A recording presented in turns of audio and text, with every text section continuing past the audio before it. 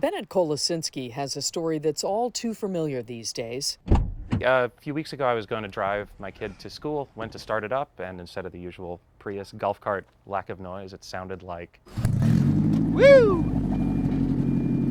A motorcycle taking off down the street. Thieves had swiped the catalytic converter from underneath his Prius so they could sell the car part made of pricey metals. It does not want to accelerate. But Bennett has an even bigger problem. He was about to sell his car, and now he can't. Instead, he's on a months-long wait list for a new catalytic converter. Toyota told the Iteam there's so much demand for them right now, the supply chain can't keep up. Yeah, I'm kind of stuck with the car until it's fixed. He's not alone. According to the National Insurance Crime Bureau, catalytic converter thefts jumped 1,200% between 2019 and 2021. State Farm, the state's largest auto insurer, says last year it paid out $62 million in claims for converter thefts, and the company says this year is looking even worse.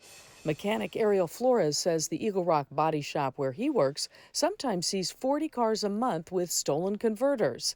He thinks thieves are pocketing up to $1,000 a pop. So you do 2 of those, 3 of those a night. I don't know anybody else right now at this point that does about $3,000 a day, tax-free. I think now the crooks have realized it's easy money.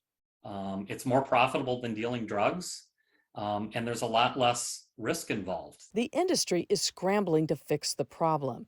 Joe Bakke with the International Association of Auto Theft Investigators has some ideas to help curb the crime. It's things like marking catalytic converters with the VIN or another number that law enforcement can use to track the part to the car, requiring buyers of catalytic converters to collect a government ID from sellers, and requiring buyers to keep transparent records which law enforcement could access.